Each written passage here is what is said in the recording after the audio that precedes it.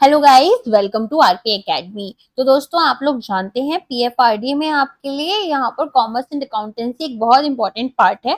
और जैसे कि आप लोग जानते हैं, ये आपके फेज 1 और फेज 2 दोनों में ही कवर होता है। इसीलिए यहाँ पर आरपी एकेडमी आप सभी के लिए लेकर आई है एक बहुत ही अच्छा इनिशिएटिव, जहाँ पर हम आपको क्लासेस प्रोवाइड करेंगे कॉमर्स एंड अकाउंटेंसी से रिलेटेड।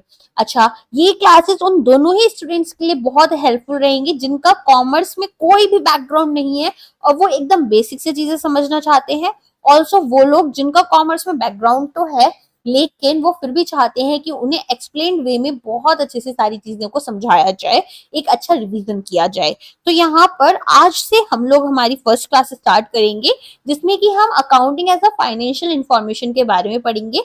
अच्छा, हमें पता है हमारे पास में कुछ इंपॉर्टेंट अकाउंटिंग स्टैंडर्ड्स हैं, जैसे कि डेप्रिसिएशन हो गया, inventories, revenue recognition, fixed assets, foreign exchange transactions और इन्वेस्टमेंट्स। तो ये हम हमारे इंड एस से रिलेटेड और एएस से रिलेटेड दोनों ही आते हैं एग्जाम में। तो एक कंपैरिजन के वे में पढ़ लेंगे ताकि हमें पता रहे कि इंड एस में और एएस में क्या क्या यहाँ पर माइन्यूट डिफरेंसेस देखने के लिए मिले हैं।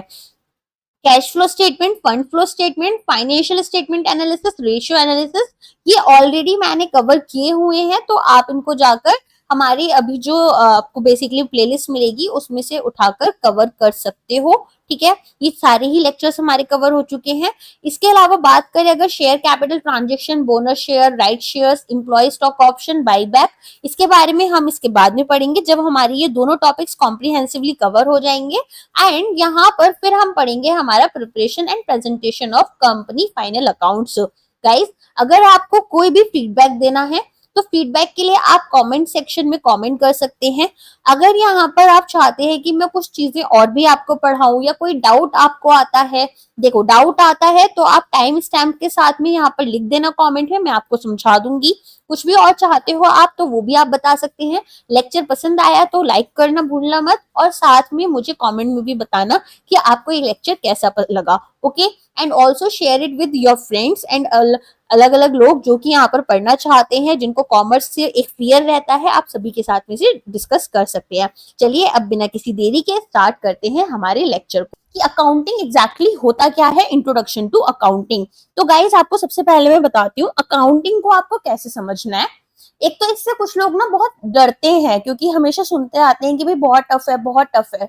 नहीं, टफ नहीं है, आपको केवल कॉन्सेप्ट समझने हैं, वरना ये बहुत आसान सब्जेक्ट रहता है। ठीक है। अच्छा, अब यहाँ पर आपको सबसे पहले समझना होगा कि इंट्रोडक्शन टू अकाउंटिंग में हम लोग क्या पढ़ रहे हैं। हम पढ़ रहे हैं कि भाई अकाउंटिंग होता क्या है। तो जैसे आप लोग अभी बात कर रहे हैं मुझसे, तो हम लोग इंग्लिश और हिंदी दो लैंग्वेजेस में बात कर रहे हैं।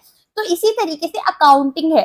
अकाउंटिंग यहाँ पर एक लैंग्वेज की तरह है, जहां पर बिजनेस को हम समझते हैं, बिजनेस की लैंग्वेज है ये। तो यहाँ पर हमें पता चलता है कि बिजनेस कैसा परफॉर्म कर रहा है, आने वाले समय में कैसा परफॉर्म कर सकता है, लॉन्ग टर्म में कितना सस्टेनेबल है। तो यहाँ पर ओवरऑल हमें बिजनेस के बारे में, उसकी फाइनेंशियल हेल्थ के बारे में पता चलता है। ठीक है, तो हम बोल सकते हैं अकाउंट्स आपको कम्युनिकेट कर रहा है रिजल्ट्स बिजनेस ऑपरेशंस के। जैसे मान लो अब आप एक छोटी सी शॉप लेकर चलो, बड़े बिजनेसेस नहीं लेंगे, छोटा सा बिजनेस लो। एक छोटी सी शॉप है। अब वो शॉप के ओनर जो है, उन्होंने अपना बिजनेस स्टार्ट किया, और जब से उन्होंने अपना बिजनेस स्टार्ट किया है, आप देख रहे हो कि उनका यहाँ पर ग्रोथ जो है वो अच्छी जा रही है, रेवेन्यू काफी अच्छा चल रहा है। ठीक है, तो हम बोल सकते हैं कि यहाँ पर उनके पास में जो रेवेन्यू है वो बहुत अच्छा है। अब रेवेन्यू अच्छा है तो उन्होंने सामान खरीदा होगा। तो इसी तरीके से यहाँ पर हमें बिजनेस ऑपरेशंस जो हैं वो पता चल रहे होते हैं। आगे समझ में? तो इस तरीके से हमें क्या पता चल रहा है, हमें पता चलता है कि भाई बिजनेस होता क्या है, और यहाँ पर किस तरीके से बिजनेस ऑपरेशंस जो है वो हमें बताते हैं कि हमारा बिजनेस आगे जाकर कितना सरवाइव करेगा। अब यहाँ पर आपको एक डेफिनेशन दी गई है officially, and this definition is very important. ये बेसिक सी डेफिनेशन ही बहुत सारे एग्जाम्स में पूछी जाती है। धीरे धीरे ना इस डेफिनेशन से ही आपके चैप्टर्स क्रिएट होते जाते हैं। तो अकाउंटिंग क्या है? आर्ट ऑफ रिकॉर्डिंग है। ऐसा खाता बुक होती है जिसमें लिखा जाता है कि ये सामान हमने खरीदा, इतने का खरीदा, इस पर्सन से इतना उधार लिया, इस पर्सन को इतना उधार दिया। तो यहाँ पर आर्ट ऑफ रिकॉर्डिंग, रिकॉर्डिंग क्या कर रहे हो? जो भी फाइनेंशियल ट्रांजेक्शन्स हो रहे हैं, है ना, पैसे से रिलेटेड जो ट्रांजेक्शन्स हो रहे हैं, फिर क्लासिफाई करते हो। क्लासीफाई में क्या करते हो, क्लासीफाई में यहाँ पर आप अभी आगे पढ़ोगे कि हर एक ट्रांजेक्शन को कि डेबिट है, क्रेडिट है, किसके नाम का अकाउंट है, ठीक है, और फिर उसे समराइज करते हो।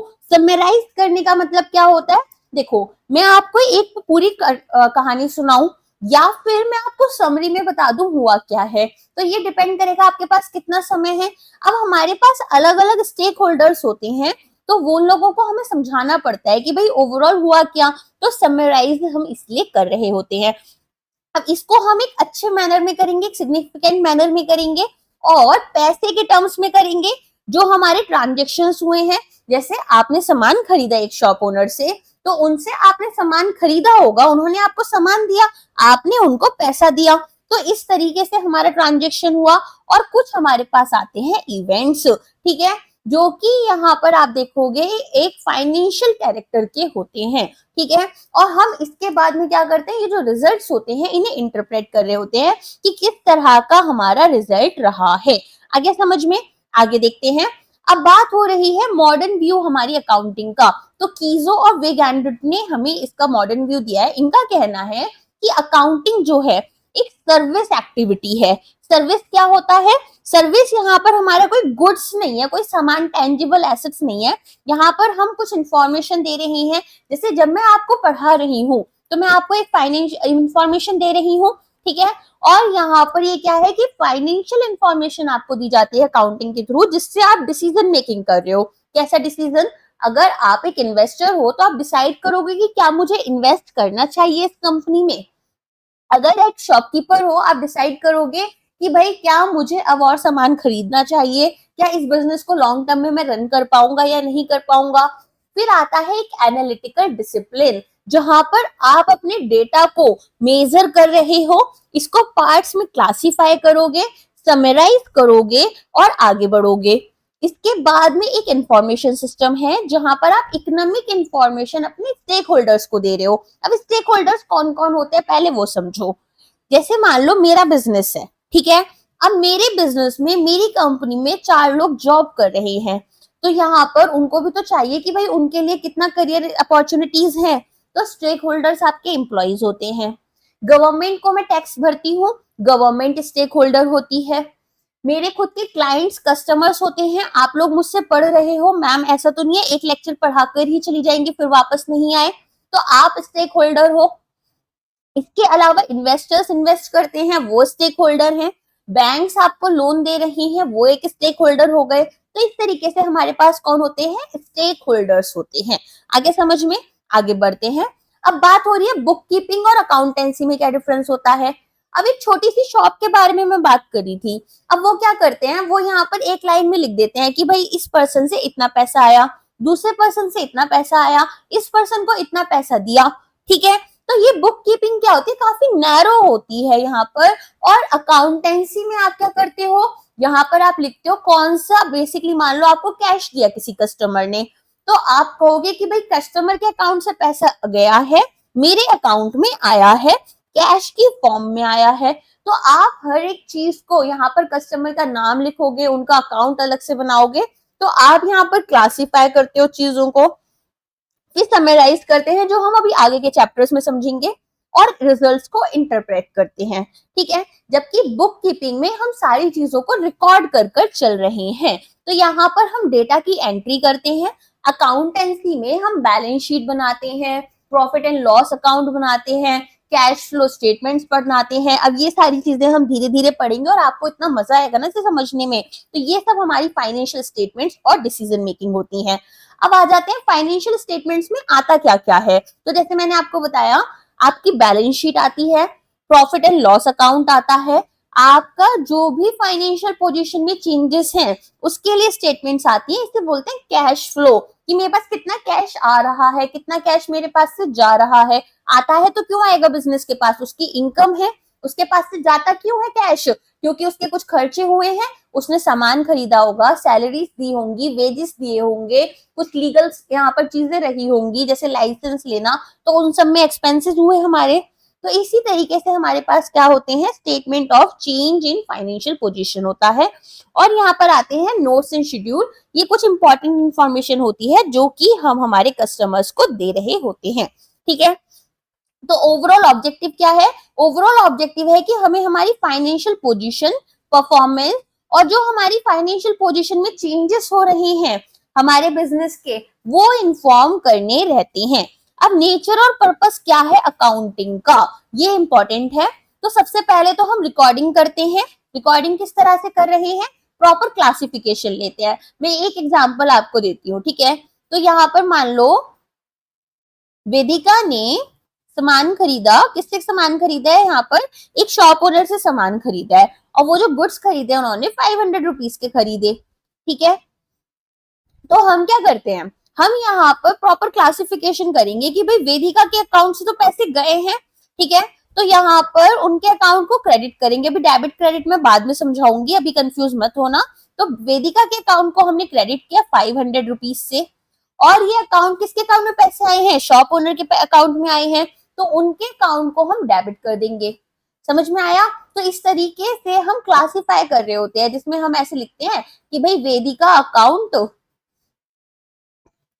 टू वेदिका अकाउंट क्रेडिट, कितना क्रेडिट हो गया 500 रुपए से, और किसके अकाउंट में पैसा आया, शॉप ओनर के। तो मान लो शॉप का नाम यहाँ पर क्या लिख सकते हैं, यहाँ पर लिख सकते हैं अहलावत, ठीक है, अहलावत एंड सन्स। तो यहाँ पर इनके अकाउंट को डेबिट कर दिया। तो इस तरीके से हमारे पास होती है सिस्टमैटिक रिकॉर्डिंग, जिसमें हम प्रॉपर क्लासिफिकेशन करेंगे हमारे बिजनेस ट्रांजेक्शंस का। फिर हम क्या करते हैं, मॉनिटरी मेजरमेंट करते हैं। तो यहाँ पर केवल वही ट्रांजेक्शंस जो कि मेजरेबल है मनी में, उनको हम रिकॉर्ड करते हैं। मतलब हो सकता है शॉप ओनर की आज हेल्थ अच्छी नहीं है, तो हेल्थ यहाँ पर मनी के टर्म में तो नहीं लिख सकते हो ना, तो वो आप नहीं लिखोगे। जबकि इस वजह से शॉप बंद रही, कुछ भी ट्रांजेक्शन्स नहीं हुए, इंपॉर्टेंट बात है, लेकिन हम वो मेंशन नहीं कर रहे। फिर हमारे यहाँ पर देखते हैं फाइनेंशियल कैरेक्टर ही होना चाहिए। तो केवल फाइनेंशियल ट्रांजेक्शन्स को ही हम कंसीडर करते हैं, बाकी ट्रांजेक्शन्स को हम कंसीडर नहीं कर रहे। देन आता है इंटरप्रिटेटिव फंक्शन। यहाँ पर हम एनालाइज करते हैं और ड्रॉ करते हैं कंक्लूजन, किसके लिए, हमारी डिसीजन मेकिंग के लिए, ठीक है। तो इस तरीके से कि भाई क्या यहाँ पर हमने जो पूरी स्टेटमेंट्स चेक करी कि भाई बहुत ज्यादा उधार तो नहीं है, इनकम कैसी हो रही है, एक्सपेंसेस कैसे हैं, जिससे हमें हमारी फाइनेंशियल हेल्थ या फिर हमारी फाइनेंशियल पोजीशन जो है वो पता चल रही होती है। आगे समझ में, आगे बढ़ते हैं। नेक्स्ट यहाँ पर है कि भाई ऑब्जेक्टिव क्या है या पर्पस क्या है अकाउंटिंग का। तो इस तरह के क्वेश्चन ना आपको आराम से देखने के लिए मिल जाते हैं एग्जाम में। तो क्या होगा यहाँ पर, systematic record keeping. Systematic record keeping में क्या आता है, यहाँ पर आप एक प्रॉपर तरीके से अपना रिकॉर्ड बनाकर रखते हो। आप इसे क्रोनोलॉजिकल भी रखते हो, डेट वाइज, कि भाई 1 फरवरी को यहाँ पर ये हमारे ट्रांजेक्शन हुए थे, सेकेंड को इतना हुआ था, थर्ड को इतना हुआ था। फिर इन ट्रांजेक्शन्स को अलग अलग अकाउंट्स के हिसाब से मैनेज करते हैं। तो यहाँ पर हम भूलते नहीं हैं और ट्रैक रखते हैं सभी ट्रांजेक्शन्स का। इसके बाद में मान लो ऐसे समझो कि आपको एक कस्टमर था जिन्होंने आपसे सामान खरीदा था और पैसे नहीं दिए थे उस टाइम पर, उन्होंने 3 दिन के बाद पैसे दिए और आप उसे मेंशन करना भूल गए। बाद में आप उनसे पैसे लेने जाओगे तो यहाँ पर आपसे उन लोगों का जो फेथ है, वो जो ट्रस्ट है, वो कहीं ना कहीं डिक्लाइन करेगा। इसीलिए हमें सभी चीजों को रिकॉर्ड कर रखना पड़ता है। अब दिन में 100 कस्टमर्स भी आ सकते हैं, जितना बड़ा बिजनेस उतने ज्यादा कस्टमर्स, हर चीज तो याद नहीं रख सकते हो ना, ह्यूमन ब्रेन है, भूल भी सकते हैं चीजें। फिर बात आती है यहाँ पर असर्टेनिंग प्रॉफिट और लॉस। तो यहाँ पर P&L अकाउंट जो है, इसके थ्रू हम हमारे इनकम एक्सपेंडिचर अकाउंट्स देखते हैं कि भाई यहाँ पर हमारे पास में कितनी इनकम आ रही है, कितना हमें रिवेन्यू हो रहा है और क्या क्या हमारे एक्सपेंसेस हैं, ठीक है। तो इसी के लिए हमारे पास होता है प्रॉफिट एंड लॉस अकाउंट, जिसे हम आगे के चैप्टर्स में पढ़ेंगे। फिर आती है बात यहाँ पर फाइनेंशियल पोजीशन हमें पता चलती है। अब हमें पता चलता है कि हमारे पास कितने एसेट्स और लाइबिलिटीज हैं।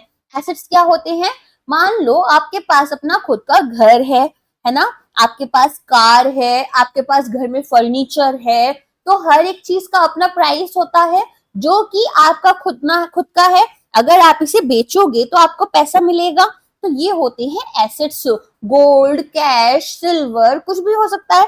लाइबिलिटीज क्या होती हैं, आपने अपनी किसी फ्रेंड से उधार लिया, बैंक से लोन लिया, तो ये वो पैसा है जो आपको वापस करना है। तो जब आपको कोई पैसा वापस करना है तो वो आपके लिए लाइबिलिटी बन जाता है। अच्छा, अगर आप एक बैंक में हो तो बैंक के लिए लाइबिलिटीज क्या होती हैं? जो बैंक को डिपॉजिट्स दिए जाते हैं ना, वो भी बैंक के लिए लाइबिलिटीज होती हैं। कैसे? मान लो बैंक के पास में एक कस्टमर आकर अपने सेविंग अकाउंट में पैसा देता है। जब उन्होंने पैसा दिया तो यहाँ पर बैंक को कुछ इंटरेस्ट पे करना पड़ेगा इनको। वो जो इंटरेस्ट बैंक पे करता है, ठीक है, और जो पैसा है वो दोनों ही बैंक को वापस करना है, इसीलिए वो उन पर एक लाइबिलिटी भी बन जाता है। आ गया समझ में? चलो आगे भी पढ़ेंगे जब बैलेंस शीट का चैप्टर है, अभी बस बेसिक बेसिक समझ लो। अब रैशनल डिसीजन मेकिंग में हेल्प करता है कि भाई प्रोडक्ट का प्राइस क्या रखना है, क्या कोई काम हमें खुद के यहाँ पर ही करना है। जैसे मान लो पैकेजिंग है, तो पैकेजिंग हम खुद के यहाँ पर करें या फिर किसी दूसरी कंपनी से करा लें, क्या यहाँ पर सस्ता पड़ेगा, डिस्काउंट हम कितना प्रोवाइड कर सकते हैं, ये सारी चीजें भी करेंगे। इसके अलावा लीगल कंप्लायंस, अगर प्रॉफिट में होगे तो इनकम टैक्स फाइल करोगे, वरना कैरी फॉरवर्ड कराना पड़ता है इनकम टैक्स। यहाँ पर कंपनीज एक्ट होता है, तो इन सब के अंडर भी आपको बोला जाता है कि भाई आपको balance sheet, cash flow statement और साथ में आपको प्रॉफिट एंड लॉस अकाउंट बनाना ही बनाना है। तो ये सभी चीजें हमारे लीगल कंप्लायंस में आ जाती हैं। अब आती है बात कि भाई एडवांटेजेस क्या है फाइनेंशियल अकाउंटिंग की। तो सबसे पहले तो ये आपको इकोनॉमिक डिसीजन मेकिंग में हेल्प कर रहा है। अभी इन्वेंट्री मान लो, इन्वेंट्री क्या होती है? जिसमें आपके पास सामान जो है आप लेकर आकर रखते हो, जैसे गोडाउन होता है ना।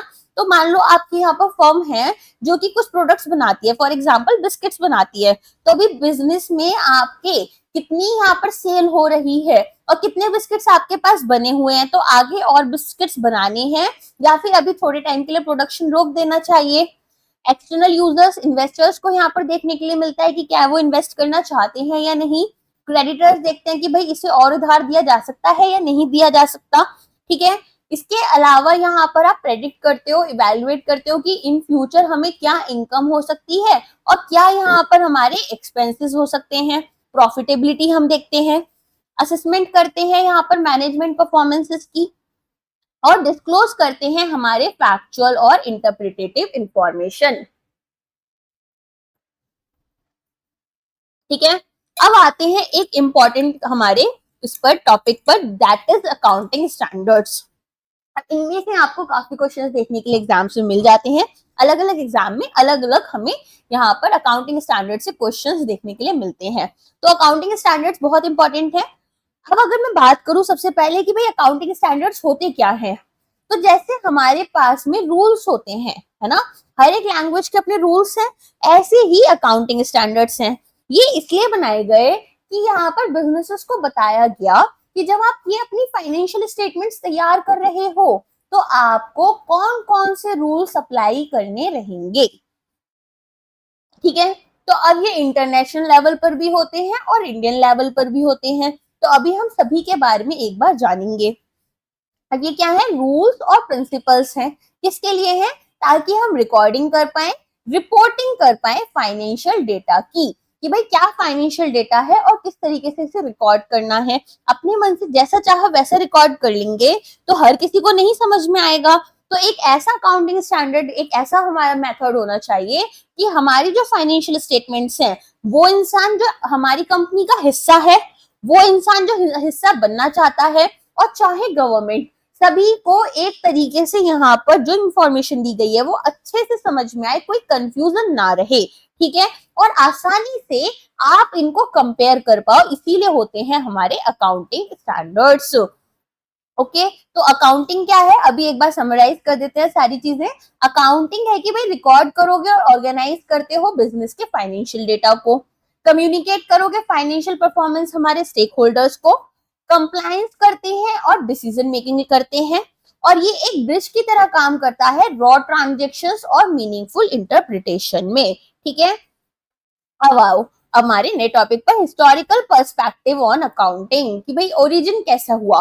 तो यहाँ पर अकाउंटिंग जो है ये बहुत ही पुराना है, जैसे ही मनी और बार्टर सिस्टम हमारा स्टार्ट हुआ, ठीक है। अर्थशास्त्र जो थी उसमें भी इसके बारे में बात हुई थी। अर्थशास्त्र किसने लिखी है? कौटिल्य जी ने लिखी है।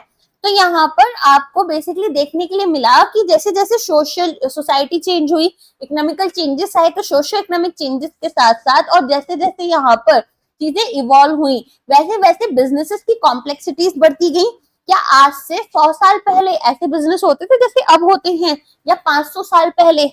तो यहाँ पर वैसे ही हमारा फेज देखा गया इवोल्यूशन का। अभी जो मैं आपको अकाउंटिंग पढ़ाने वाली हूँ, इनकी बेसिक डेफिनेशन है जो छोटे छोटे क्वेश्चंस के फॉर्म में बनकर आ जाती है, तो इन्हें अच्छे से समझना। सबसे पहले बात हो रही है स्टीवर्डशिप अकाउंटिंग की। स्टीवर्ड्स कौन होते हैं?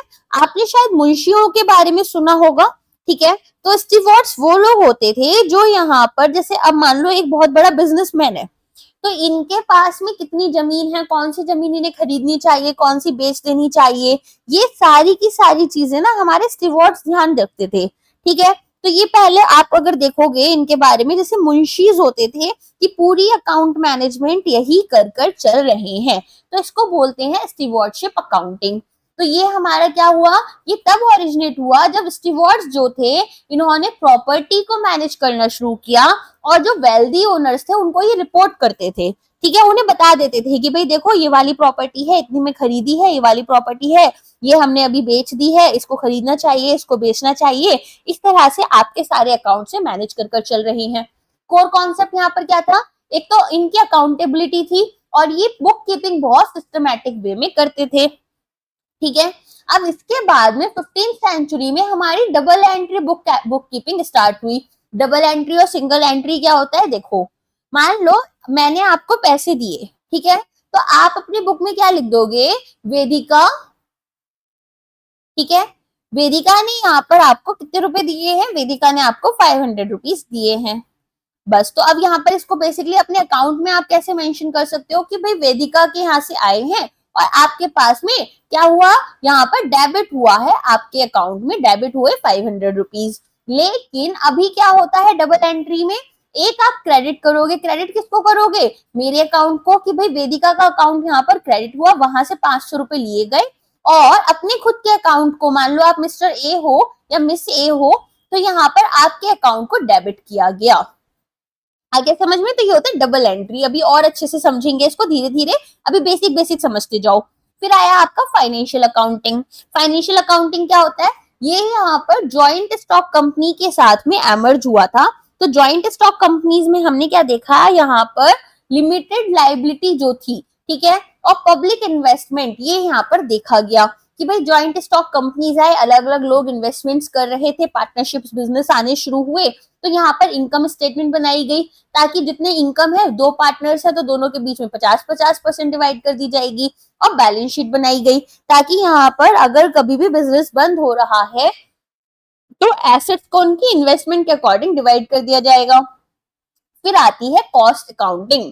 कॉस्ट अकाउंटिंग आपकी इंडस्ट्रियल रेवोल्यूशन के साथ में आई थी, और यहाँ पर आपने क्या ध्यान रखना शुरू किया कि कितना कॉस्ट किस चीज में लग रहा है, क्या एक्सपेंसेस हो रहे हैं, कैसे इन्हें कॉस्ट को कंट्रोल कर सकते हैं प्रोडक्शन के टाइम पर, और प्रॉफिट असेसमेंट, ठीक है। तो यहाँ पर आप हिस्टोरिकल कॉस्ट, जो कॉस्ट आपकी लग चुकी है, जैसे मान लो प्रोडक्शन शुरू किया आपने, तो फैब्रिक खरीदा, मान लो टेक्सटाइल हो तो फैब्रिक खरीदोगे, मशीन खरीदोगे, फैब्रिक को प्रोसेस कराओगे, लेबर यहाँ पर लेकर आओगे, तो सारा कॉस्ट लग रहा है।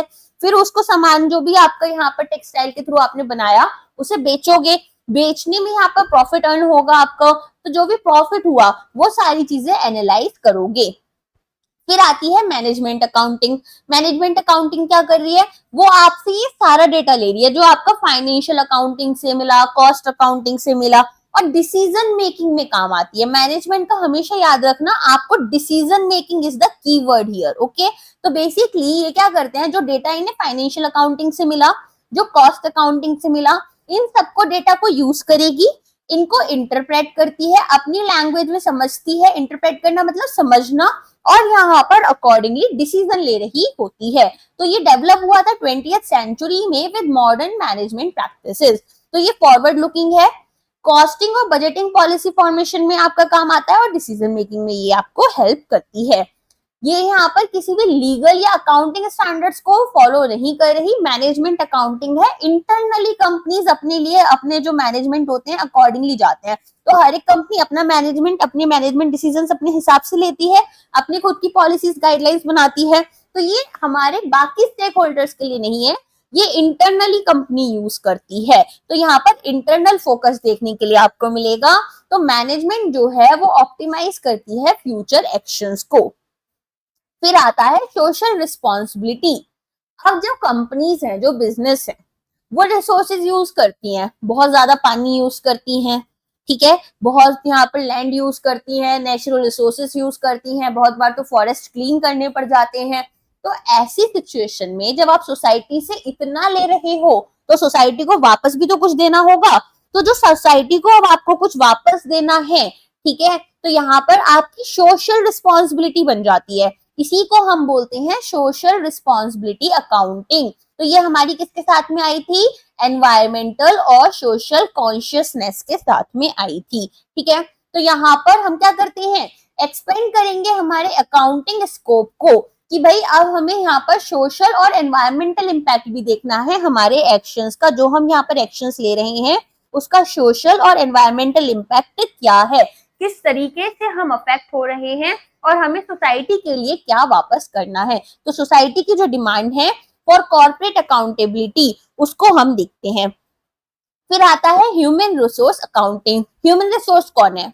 अगर आपका जॉब लग गया है किसी बैंक में या आरबीआई में या फिर पीएफआरडीए के थ्रू, यहाँ पर आपका किसी भी उसमें बेसिकली जॉब लग गया, ऐसे समझो किसी भी ऑर्गेनाइजेशन में। अब जब वहां पर आप काम करते हो आपको सैलरी दी जाती है, ठीक है, तो आपको यहाँ पर एक रिसोर्स की तरह यूज किया जा रहा है। और क्योंकि आप एक इंसान हो, आप बन जाते हो ह्यूमन रिसोर्स। अब यहाँ पर ह्यूमन रिसोर्स अकाउंटिंग क्या कर रहा है, ये ह्यूमन को एक अच्छा यहाँ पर वाइटल एसेट समझता है और अपने एम्प्लॉयज को जो सैलरीज आप दे रहे हो, यहाँ पर जो वेजेस पे कर रहे हो, उनकी भी वैल्यूएशन करते हैं, ठीक है। तो ये आपका 1964 में हरमनसन लेकर आए थे। इन्होंने ह्यूमन कैपिटल को एक वाइटल एसेट माना और वैल्यूएशन की एम्प्लॉयज की, किसके बेसिस पर? कॉस्ट या फिर इकोनॉमिक वैल्यू के बेसिस पर। तो ये part of knowledge economy framework हमारा बन गया था। अब आता है इन्फ्लेशन अकाउंटिंग। इन्फ्लेशन अकाउंटिंग क्या है? आपको पता है हर साल ऑन एन एवरेज 4% का इन्फ्लेशन हमें देखने के लिए मिलता है, राइट। तो इन्फ्लेशन अकाउंटिंग किसके बारे में बात करता है? इन्फ्लेशन अकाउंटिंग बात करता है कि भाई धीरे धीरे प्राइस लेवल्स चेंज होंगे। तो वो जो प्राइस लेवल्स धीरे धीरे चेंज हो रहे हैं इन्फ्लेशन की वजह से, हम उनके अकॉर्डिंग अपनी स्टेटमेंट्स को भी चेंज करेंगे। कैसे? आज से 5 साल पहले जो बैलेंस शीट आपने बनाई होगी उसमें मान लो एसेट की वैल्यू 10 करोड़ रुपए लिखी जमीन की, ठीक है, मानकर चलो कि अभी कोई वैल्यू नहीं बढ़ी है, केवल और केवल इन्फ्लेशन के इम्पैक्ट की वजह से ही उस जमीन की वैल्यू अब 15 करोड़ है। तो क्या एक्चुअल में इस वैल्यू बढ़ी है? नहीं बढ़ी है। ऐसे में ये जो 5 करोड़ रुपए है ये क्यों दिख रहे हैं? इन्फ्लेशन की वजह से। तो हम हमारे फाइनेंशियल्स को प्राइस लेवल चेंजेस के अकॉर्डिंग एडजस्ट कर देते हैं और यहाँ पर जो भी डिस्टॉर्शन है, ये जो 5 करोड़ रुपए का डिस्टॉर्शन है, इसे करेक्ट करते हैं। कैसे करते हैं? हिस्टोरिकल कॉस्ट अजम्पशन से। अब एक चीज बता देती हूँ आपको, ये वैसे तो मैं आगे पढ़ाऊंगी लेकिन अभी एक बेसिक चीज बता देती हूँ। जब हम बैलेंस शीट बनाते हैं ना, तो हम बैलेंस शीट में यहाँ पर हिस्टोरिकल कॉस्ट लिखते हैं, बुक वैल्यू लिखते हैं। मान लो आपने जमीन खरीदी 10 करोड़ की, आज हो गई 20 करोड़ की, तो भी आपने उसे 10 करोड़ का खरीदा तो 10 करोड़ ही लिखोगे। मान लो मशीन खरीदी थी आपने 6 करोड़ रुपए की, आज उसकी वैल्यू गिरकर 3 करोड़ रुपए रह गई, तो डेप्रिसिएशन वगैरह आप अलग से मेंशन करोगे। लेकिन अगर ओवरऑल मैं बात करूं तो आपने जितने की मशीन खरीदी है उतने का ही उसको शो करते हो, ठीक है। नेक्स्ट आते हैं न्यू अकाउंटिंग सिस्टम्स पर कि भाई हमारे पास कुछ और अकाउंटिंग सिस्टम्स आए थे, ये तो हमने जो पढ़े हैं ये तो पुराने वाले हो गए, कुछ नए भी आए। जैसे कि आया आपका वैल्यू अकाउंटिंग। वैल्यू अकाउंटिंग में क्या हुआ, यहाँ पर हमने देखा कि भाई हमारे पास में वैल्यू क्रिएशन में इंडिविजुअल कंट्रीब्यूशन कैसा है। जैसे मान लो यहाँ पर आपके जो वर्कर्स हैं, ठीक है, अब आपने यहाँ पर कुछ अच्छा प्रॉफिट कमाया, तो आपने जो प्रॉफिट कमाया उसका एक एक हिस्सा अपने वर्कर्स को क्यों दे दिया, क्योंकि उनका भी यहाँ पर कंट्रीब्यूशन था, तो अकॉर्डिंगली आपने उनके साथ शेयर करा। तो इंडिविजुअल कंट्रीब्यूशन को हम यहाँ पर ट्रैक करते हुए चलते हैं हमारे टेंजिबल और इंटेंजिबल दोनों के लिए। टेंजिबल क्या होता है, जिसे आप टच कर सकते हो, जैसे यहाँ पर आपकी मशीन हो गई, आपकी लैंड हो गई, तो प्रॉपर्टी, प्लांट, इक्विपमेंट, ये सब आपके किस में आते हैं, टेंजिबल में। इंटेंजिबल क्या होता है, गुडविल होता है, पेटेंट्स होते हैं, ठीक है, ट्रेडमार्क्स होते हैं, तो ये सब आपके किस में आते हैं, ये सब आपके आते हैं यहाँ पर इंटेंजिबल एसेट्स में, राइट। तो यहाँ पर आप दोनों का ही वैल्यू क्रिएशन देखकर चलते हो कि क्या वैल्यू क्रिएशन हो रहा है, तो फेयर डिस्ट्रीब्यूशन करना है हमें रेवेन्यू का। फिर आती है फेयर वैल्यू अकाउंटिंग। यहाँ पर हम क्या करते हैं, देखो यहाँ पर हम ये देखेंगे कि भाई अभी हमारा मार्केट प्राइस क्या चल रहा है, ठीक है, तो अकॉर्डिंगली हम हमारे एसेट्स को और लाइबिलिटीज को यहाँ पर मेजर करते हैं। ये जो मैंने अभी आपको थोड़ी देर पहले पढ़ाया था इन्फ्लेशन अकाउंटिंग, तो मैंने आपको क्या बताया था कि हम बुक वैल्यू लिखते हैं, अगर हम फेयर वैल्यू अकाउंटिंग के थ्रू जाते हैं तो हम करेंट मार्केट प्राइसेस को मेंशन करते हैं। तो इसमें हम मार्केट अप्रोच ले सकते हैं, इनकम अप्रोच ले सकते हैं, या कॉस्ट अप्रोच ले सकते हैं। ओके, चलिए आगे अगर हम बात करें हमारी नेक्स्ट अकाउंटिंग के बारे में, तो नेक्स्ट अकाउंटिंग कौन सा, आई थिंक इसके बाद में होना नहीं चाहिए, एक और बार चेक कर लेते हैं। हाँ, बस इतना ही है, इसके बाद में और नहीं है। तो अगर हम बात करें हमारे अकाउंटिंग प्रिंसिपल्स की, तो अकाउंटिंग प्रिंसिपल्स के बारे में हम देखेंगे कि किस तरीके से ये ओरिजिन हुआ था इनका। तो प्रैक्टिस किया इनको एंशिएंट ग्रीक्स ने, रोमन्स ने, इजिप्शियंस ने, बेबीलोनियंस ने। ये इंपॉर्टेंट नहीं है, ठीक है। इंपॉर्टेंट क्या है यहाँ पर, इंपॉर्टेंट है कि हमारे अकाउंटिंग प्रिंसिपल्स आए जो कि बेसिकली डबल एंट्री को फॉर्मली लेकर आए। फॉर्मली कैसे, यहाँ पर अब हम डबल एंट्री सिस्टम से मेजरली फॉलो करते हैं अगर हम फॉर्मल चीजें कर रहे हैं, ठीक है। मेरे मन के लिए मुझे करना है कोई काम तो अलग बात है, लेकिन अगर मुझे इसे फॉर्मल वे में करना है, तो हम इसको ऑर्गेनाइज्ड मैनर में करना है, तो हम डबल एंट्री सिस्टम लेकर जाएंगे। और इंडिया में आप देखोगे देशी, महाजनी, मारवाड़ी मेथड्स देखने के लिए मिलते हैं, और अर्थशास्त्र। देशी, महाजनी और मारवाड़ी क्या है, बेसिकली जो बनिए लोग हैं, महाजन लोग हैं, तो ये लोग अपनी अपनी अकाउंटिंग्स किस तरह यूज करते थे, आपको पता है, ये सब ट्रेडर क्लास लोग हो गए, है ना। चलो आगे बात करते हैं। अब हमारे पास में समरी टेबल है कि भाई स्टीवर्डशिप अकाउंटिंग क्या होता है, ये आप एक बार देख लेना जब आप पढ़ोगे, तो आपको ये रिवीजन के लिए है, ठीक है। चलिए आगे बात करते हैं अकाउंटिंग स्टैंडर्ड्स इंडिया में कौन से हैं। अब मैंने आपको बताया था इंडिया में अलग अकाउंटिंग स्टैंडर्ड्स है और आपके इंटरनेशनल लेवल पर अलग है। ऑल्सो एक चीज है, यूएस के लिए अलग होते हैं, ठीक है।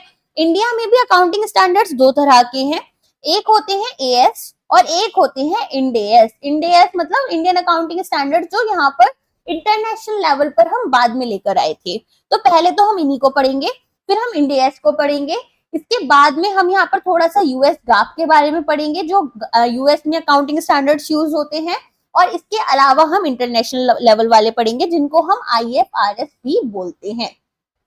ओके, तो चलिए अब सबसे पहले बात करते हैं अकाउंटिंग स्टैंडर्ड्स जो इंडिया में यूज हो रहे हैं, इनकी डेफिनेशन और स्कोप के बारे में।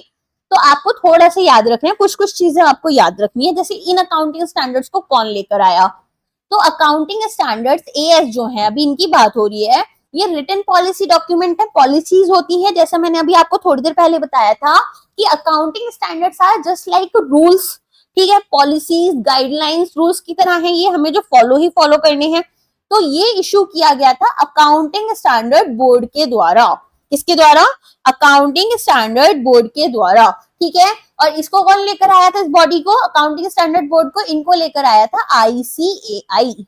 ओके, अब यहाँ पर आपकी रिकॉग्निशन देखी जाती है, मेजरमेंट, प्रेजेंटेशन और डिस्क्लोजर रिक्वायरमेंट्स। अब ये सब क्या है कि आप कौन कौन से मेथड्स यूज कर सकते हो, क्या आपको मेजर करना है, प्रेजेंट कैसे करना है, डेबिट, क्रेडिट, एसेट्स, लाइबिलिटीज को आप कैसे प्रेजेंट करोगे, सारी चीजें, और डिस्क्लोजर की भाई क्या क्या बातें आपको यहाँ पर अपने स्टेक होल्डर्स को बतानी है, जिन्हें आप छिपा नहीं सकते। आगे अच्छे से पढ़ेंगे, अभी बेसिक बेसिक समझते हुए जाओ। तो ऑब्जेक्टिव क्या है अकाउंटिंग स्टैंडर्ड के, हार्मोनाइज करना है डाइवर्स अकाउंटिंग पॉलिसीज। यहाँ पर अलग अलग तरह की अकाउंटिंग पॉलिसीज आपको देखने के लिए मिलती हैं, तो इन्हें हमें हार्मोनाइज करना है। कंपैरेबिलिटी को और रिलायबिलिटी जो है हमारी फाइनेंशियल स्टेटमेंट्स की, उसको यहाँ पर इम्प्रूव करना है। कंपैरेबिलिटी कैसे, देखो मान लो यहाँ पर आप दो कंपनीज ले लो, एफएमसीजी सेक्टर ले सकते हैं। अब एफएमसीजी सेक्टर में अलग अलग कंपनीज होती है, ठीक है, मान लो ए कंपनी, बी कंपनी, सी कंपनी, डी कंपनी। अब एक इन्वेस्टर है जो चाहता है कि वो एफएमसीजी सेक्टर में इन्वेस्ट करे, लेकिन इनमें से कौन सी कंपनी में इन्वेस्ट करना है उसे, तो वो चारों की बैलेंस शीट या प्रॉफिट एंड लॉस अकाउंट उठाएगा और चारों को कंपेयर करेगा और फिर किसी एक जगह इन्वेस्ट करेगा। तो यहाँ पर ये कंपैरिजन हो जाता है, ठीक है। तो इसके लिए हमें क्या करना है, कंपैरेबिलिटी को इम्प्रूव करना है। और जो हमारी फाइनेंशियल स्टेटमेंट्स है, इनका डेटा रिलायबल होना चाहिए। रिलायबल मतलब ऑथेंटिक डेटा आपको प्रोवाइड करना है, झूठा डेटा नहीं देना, जो सच है वही बताना है। इतने एसेट्स है इतना ही बताओगे, इतनी लाइबिलिटीज है यही बताओगे, इतनी इन्वेंट्री है ये बताओगे, सच बताओगे, झूठा डेटा नहीं देना, रिलायबल डेटा देना है। फिर यहाँ पर आप स्टैंडर्डाइज्ड अकाउंटिंग ट्रीटमेंट प्रोवाइड करते हो। बेसिकली यहाँ पर जो स्टैंडर्ड्स बोले गए, जिन चीजों को बोला गया है, उन्हीं को आपको फॉलो करना है। तो ट्रांसपेरेंसी देखने के लिए मिलती है और अकाउंटेबिलिटी भी यहाँ पर आपकी बन जाती है जब आप यहाँ पर अपनी स्टेटमेंट्स बना रहे हो। अब बात करते हैं फॉर्मुलेशन प्रोसीजर की, कि अकाउंटिंग स्टैंडर्ड बोर्ड्स ने यहाँ पर किस तरह से इनको फॉर्मुलेट किया था, क्या यहाँ पर प्रोसीजर था उनका अकाउंटिंग स्टैंडर्ड्स बनाने के लिए। तो सबसे पहले तो इन्होंने ब्रॉड एरियाज देखे कि भाई यहाँ पर कहाँ कहाँ हमें अकाउंटिंग स्टैंडर्ड्स बनाने की जरूरत है, क्या क्या रूल्स बनाने हैं, उनकी प्रायोरिटी सेट की। इसके बाद स्टडी ग्रुप्स बनाए जिसमें इन्होंने ड्राफ्ट बनाए। ड्राफ्ट क्या होता है, ड्राफ्ट बेसिकली एक फ्रेमवर्क होता है कि हमें इस तरीके से चीजों को करना है अपनी स्पेसिफाइड टॉपिक्स पर। फिर अलग अलग स्टेक होल्डर्स, मैंने स्टेक होल्डर्स बताया तो कौन कौन हो सकते हैं, तो उनके साथ में यहाँ पर डिस्कशन हुआ। डिस्कशन करने के बाद में यहाँ पर इस जो भी ड्राफ्ट बनाया था उसको बेसिकली पब्लिश किया और पब्लिक कमेंट्स लिए कि भाई लोगों का इसके लिए क्या नजरिया है, अपने आईसीआई मेंबर्स से पूछा। फिर वहां पर जो भी फीडबैक्स थे, जो भी चीजें थी, उन सबको यहाँ पर इनकलकेट किया और इनकलकेट कर कर इसमें ऐड कर कर इसको एक फाइनल यहाँ पर ड्राफ्ट बनाया। फिर वो जो फाइनल ड्राफ्ट था वो हमने आईसीआई काउंसिल को दिया।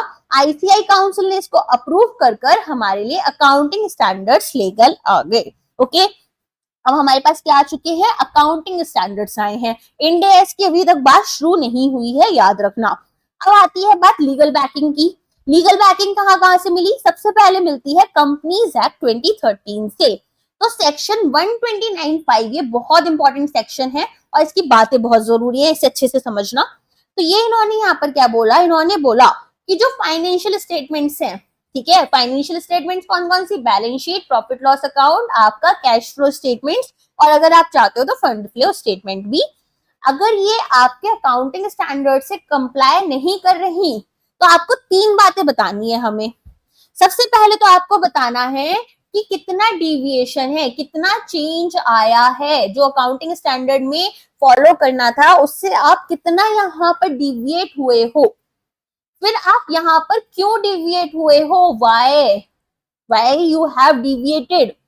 फिर जो आप डिविएट हुए हो, तो मान लो यहाँ पर अगर आप डिविएट नहीं करते, अकाउंटिंग स्टैंडर्ड को फॉलो करते, तो आप यहाँ पर 50 करोड़ लिखते, लेकिन अभी आपने यहाँ पर लिखा है 45 करोड़। तो एग्जैक्ट फाइनेंशियल इफेक्ट कितना हुआ, 5 करोड़ का। तो आपको फाइनेंशियल इफेक्ट भी यहाँ पर मेंशन करना है कि जो आपने डिविएशन किया है उसकी वजह से यहाँ पर फाइनेंशियल इम्पैक्ट क्या हुआ है। एक और बार बता देती हूँ, ये इंपॉर्टेंट है, क्वेश्चन आ जाता है एग्जाम में।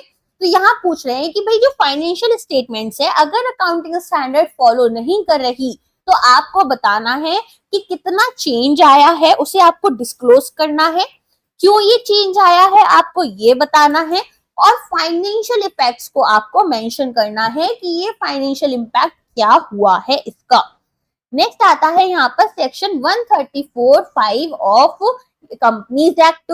ये क्या बोलते हैं, ये बोलते हैं कि जो बोर्ड ऑफ डायरेक्टर्स हैं, जो आपका बीओडी है, जिसमें आपके कौन कौन आते हैं, यहाँ पर एमडी, सीईओ, ये सब लोग बैठते हैं ना, इंडिपेंडेंट डायरेक्टर्स होते हैं बोर्ड ऑफ डायरेक्टर्स में हमारे पास में, जो कि आपके कंपनी के मेजर डिसीजंस लेते हैं।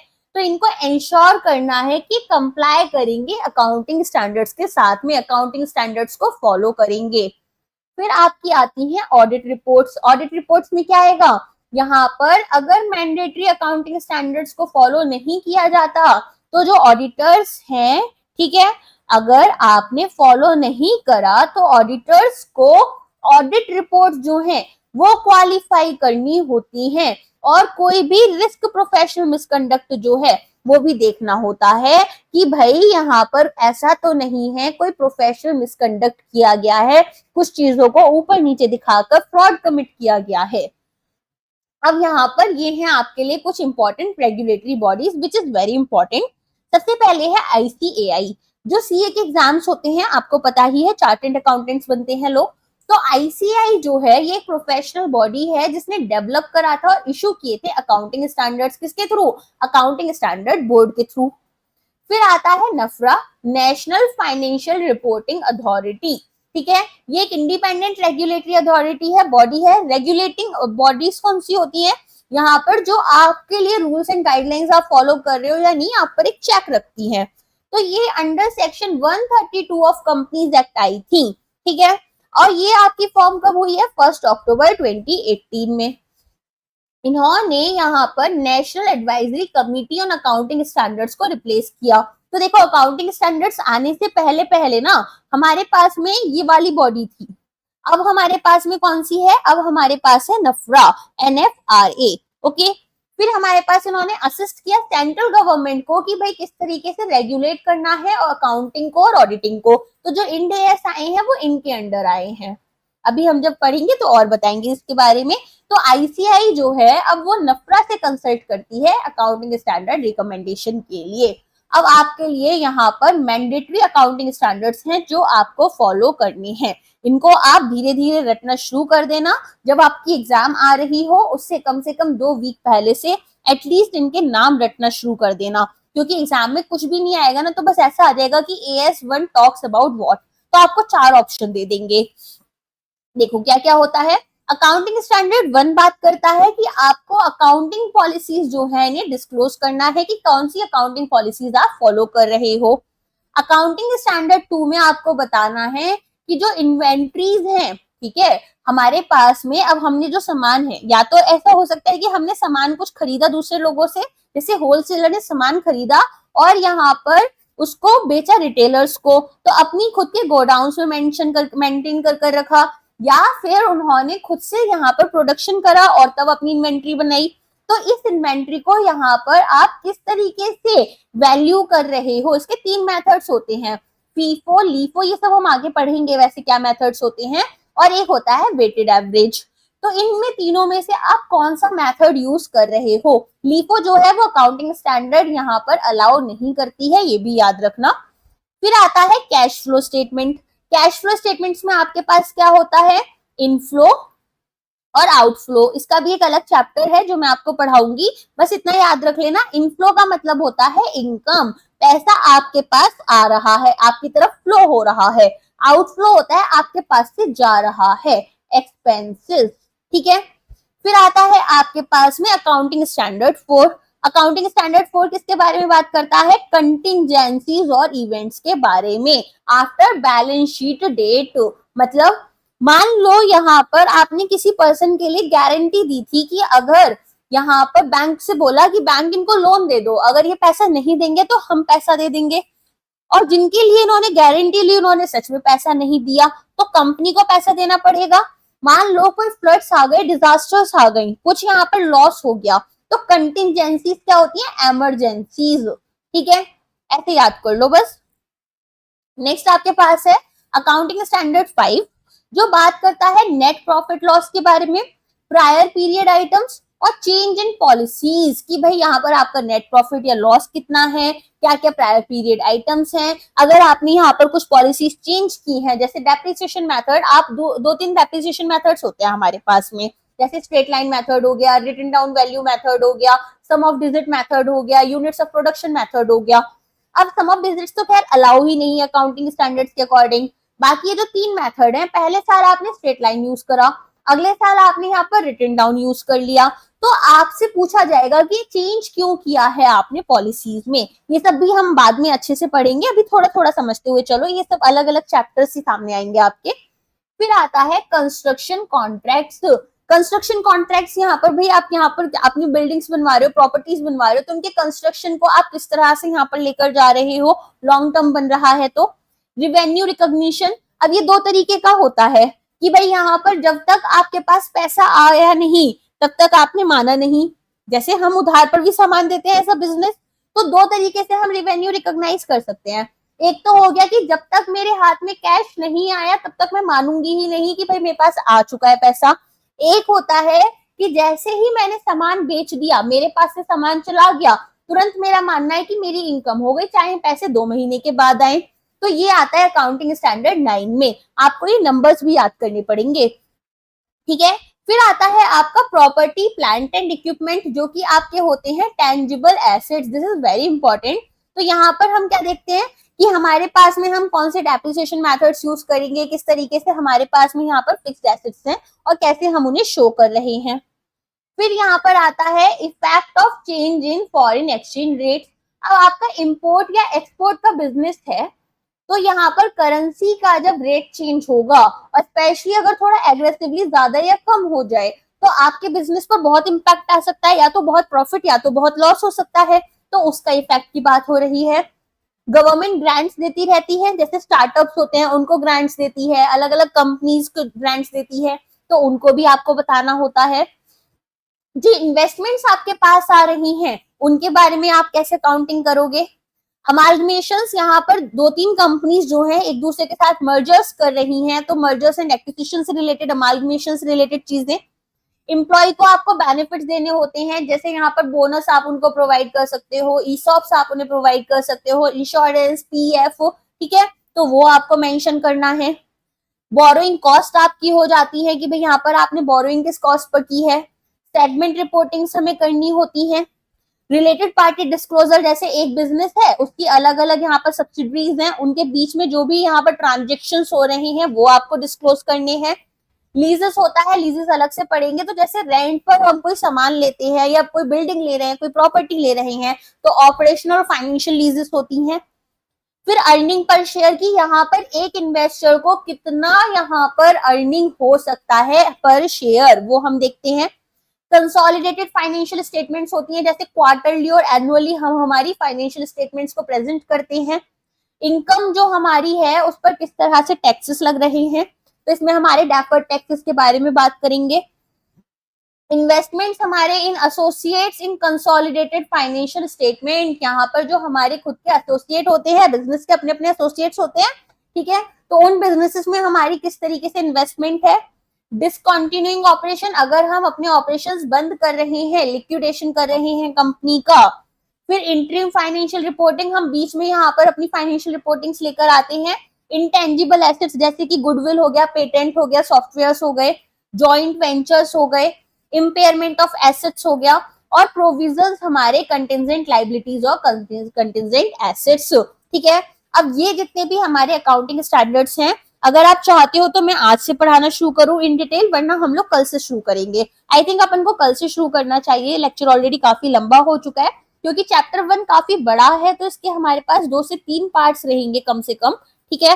तो बाकी सारे चैप्टर्स फिर छोटे छोटे होते चले जाएंगे, तो ये एक पार्ट है, और एक हमारा जनरल एंट्रीज है जिसमें मैं थोड़ा ज्यादा टाइम लूंगी। रेस्ट चैप्टर्स को हम जल्दी जल्दी कवर करते हुए और अच्छे से समझते हुए चलेंगे। अगर ये लेक्चर पसंद आया है तो लाइक बटन यहाँ पर दबाना ना भूलें, सब्सक्राइब करें हमारे चैनल को अगर आपने सब्सक्राइब नहीं किया है, and do let me know आप हमसे और क्या क्या चीजें चाहते हैं, तो मैं आपको वही सारी चीजें प्रोवाइड करने की कोशिश करूंगी। आज के लिए बस इतना ही रखते हैं। Thank you so much. मेरे टेलीग्राम चैनल को यहाँ पर ज्वाइन करना मत भूलना, लिंक आपको डिस्क्रिप्शन बॉक्स में प्रोवाइड किया गया है। अलॉन्ग विद दिस यहाँ पर हमारा आरपी एकेडमी ऐप है, जिस पर इस लेक्चर की पीडीएफ आपको मिल जाएगी। Thank you so much everybody and have a good day.